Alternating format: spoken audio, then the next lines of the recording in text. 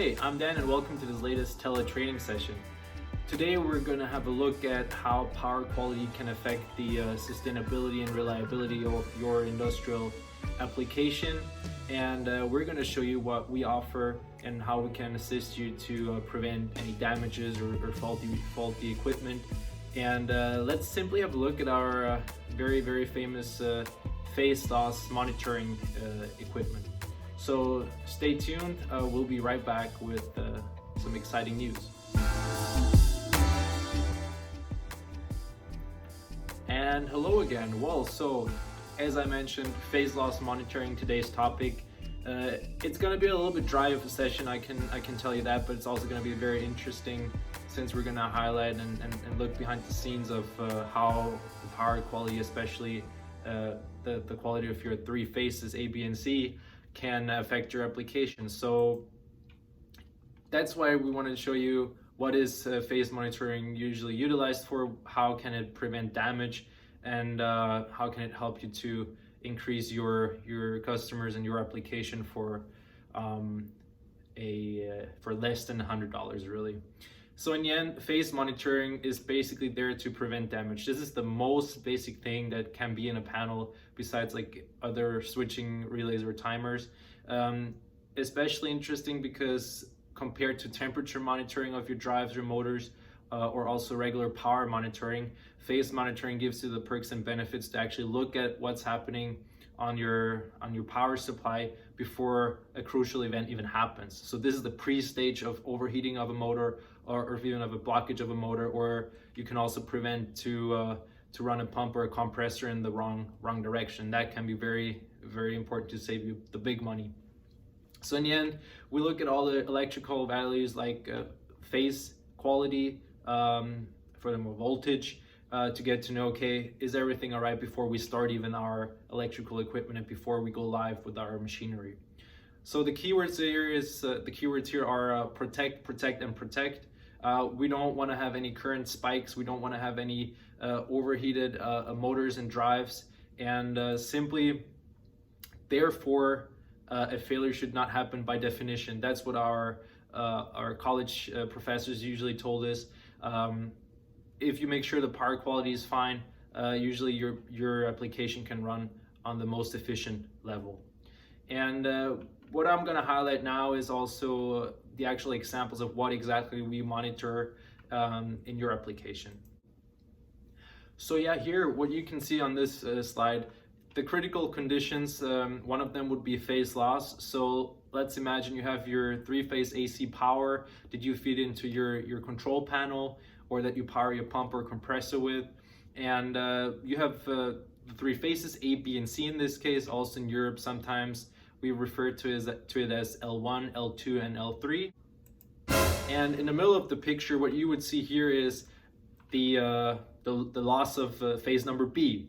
So what that would mean, you can see totally drops and your equipment will be running on only two phases. So if this happens, you can know, what to expect is basically having uneven wear of your industrial drive. And this is very crucial because over the time, all the bearings will wear out, and also you're kind of overloading the other two phases, which can lead to overheating, and in the long term, it will eventually lead to a damaged drive.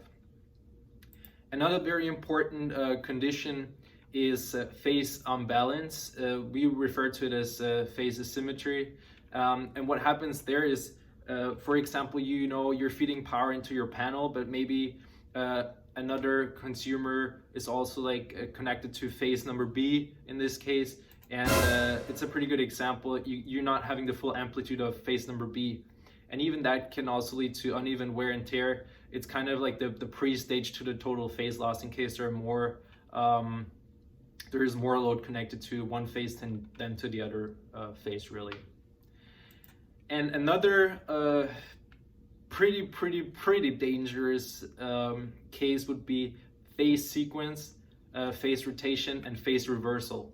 So this, I'm at a lot of clients in my sales career, And almost everyone I talk to at every trade show is like, oh, this is very interesting. This could have saved me $20,000 in my maintenance call when I had to replace my compressor unit because the electrician kind of mixed up my C and B wire, right? So as you can see here, let's assume some electrician installed the wires the wrong way around, and your compressor unit or your pump starts running in the wrong direction.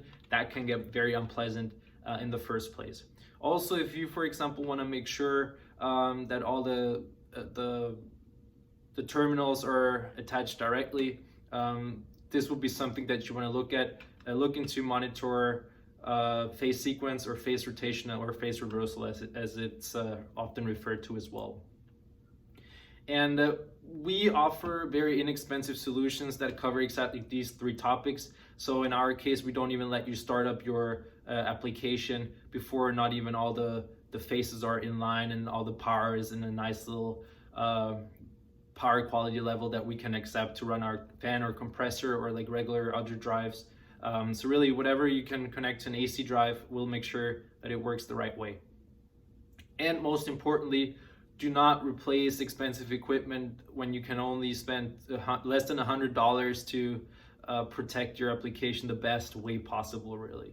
So we allow your equipment only to go live if the power quality is fine. And I mentioned some applications already, but here's an overview of a few more. This is the basic protection feature that you can provide to your control panel. You make sure that the power is working the way you want it to. And also for all other stuff, machinery, air, water, and gas handling, all sorts of compressors, pumps, even generator sets that we can basically allow to go live when the power quality is in place. And in fact, the generator set is a very important application for us as TELE. We sell hundreds of pieces to those applications where you wire to, for example, a gas or a diesel generator, and the diesel generator would only go live or provide power to the consumers if all the phases are in line. And the TELE Heroes, as I often refer to as, we can really provide solutions that are able to operate from 200 all the way to 690 volts AC 3-phase.